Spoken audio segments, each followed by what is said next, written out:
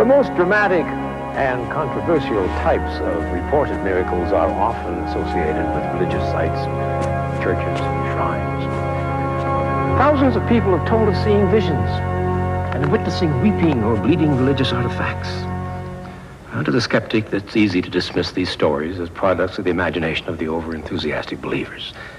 But the fact is, reports of this sort are far more common and widespread than most people realize. And news coverage of these events is not confined to reports in the tabloid press. What you see represents only a handful of these stories published by the Chicago Tribune, the Los Angeles Times, the Palm Beach Post, Tucson Daily Citizen, and the Chicago Sun-Times, just to mention a few. As word went out that we were preparing this program of miracles and other wonders, we began to receive from home viewers like yourselves photographs and video recordings which show an amazing variety of phenomena. The most intriguing of the material led us to a story that has been unfolding in a suburban community in Houston, Texas. Practically, by their nature, odd, unexpected events spring from the most unlikely sources, even from a nearly typical Texas family. Mom runs a successful barbecue restaurant. That's about as Texas as you can get. Dad is a doctor of veterinary science and works as an inspector for the USDA. Their son is a typical young teen into baseball and basketball. Along with about 300 other families, they attend this church on Mulberry Lane in the Houston suburb of Bel Air. They are the Ayub family, husband and wife, Farwat, the veterinary doctor, and Nahed, the barbecue entrepreneur, who immigrated to this country from Egypt 15 years ago, and 13-year-old Isaac, their ball-playing, pizza-loving, American-born son. But more than their heritage distinguishes the Ayub family, two events in recent years have rocked their lives. In 1989, a series of tests at Texas Children's Hospital in Houston revealed that Isaac had contracted a life-threatening illness, acute lymphoblastic leukemia. Under the supervision of his primary care physician, Dr. Atef Rizkallah, Isaac began chemotherapy treatments.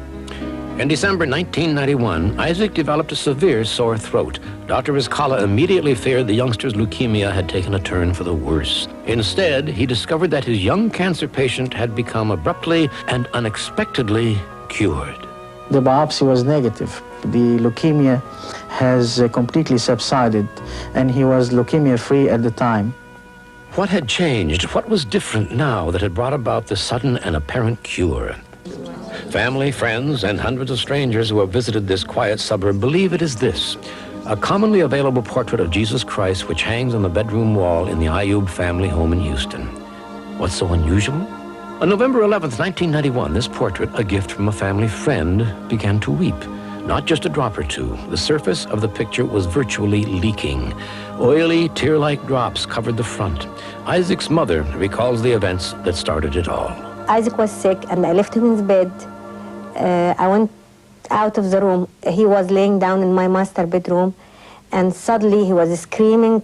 And I just happened to look at the picture, and the eyes, they just started moving. And then the hands of the Jesus, they moved up like that. And then they went back down really fast, and I was scared, so I ran out of the room. After that, I went back to the room. I saw Jesus' eyes moving, and he started tearing, a lot of liquid. The weeping has continued now for months. There's so much liquid oozing from the portrait, a holder containing cotton batting had to be situated below the picture to absorb all the fluid. In the months since the phenomena first began, thousands of people, hundreds a day, have flocked to witness the weeping portrait. 2 of my cotton balls out of several that was given to me reoccurred with oil. The first time I noticed the first one doing this, I think I turned white because I know it had completely been dry. I had used it. I see a lot of unusual and different things in my job, as any photojournalist does. But this one kind of took the cake. The Pope of the Coptic Church, the Christian sect in which the Ayubs are members, sent Bishop Tadros all the way from Cairo to examine the portrait. The picture was removed from the wall and inspected. The front of the portrait was wiped dry, and they waited. Soon the tears began to flow again. Local religious authorities asked Mrs. Ayub to put it on display in St. Mark's, the church where they attended. Mrs. Ayub was reluctant. And I asked him to leave it for me because it's a gift from God. And I asked God to give me something instead. While her reluctance may arouse a skeptic's suspicion about the authenticity of the weeping Jesus, what happened next startled even the most devout believer. Mrs. Ayub hung other portraits of Christ on the same wall as the original picture. Amazingly, after a short time, they too began to weep. And visitors who came to witness the phenomena and pray in the former bedroom that had become something of a shrine also brought portraits to place in the room. In many instances, these too duplicated the weeping. Others besides Isaac have reported miraculous healing experiences, and those witnessing these amazing events are not exclusively members of the Coptic Orthodox faith, such as Houston resident Fanny Elmore. I have a lot of faith in God, and I pray for my health. Usually the doctor gives me results every 6 weeks. She said, I cannot explain this. Don't ask me why. And I said, what is it? She says, you're free of cancer. She said, you're clean. Still reluctant to move the original portrait, Mrs. Ayub, in a special ceremony, donated a second portrait to St. Mark's Church, one which hung for a time next to the original. And yes, the donated portrait on display for all to see is still weeping. What began as a very private experience for one young boy and his family has spread far beyond what anyone could have guessed. He gave me a gift nobody else have it. He cured my son, and he was with me, and he's still with me, and he's still with a lot of people right now inside my house.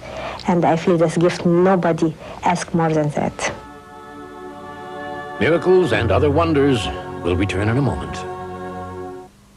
What could possibly account for the weeping portrait in that suburban Houston home? An unknown phenomenon? Religious hallucinations? Could the cures of 13-year-old Isaac and reportedly others have some less fantastic explanation? Ultimately, you have to decide for yourself. But remember, thousands of people from Texas and across the country, millions from around the world, have seen and experienced something extraordinary with their own eyes. For them, there is no question they were a witness to a true miracle.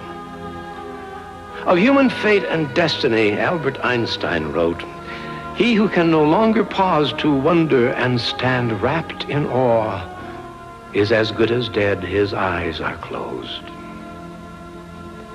I'm Darren McGavin.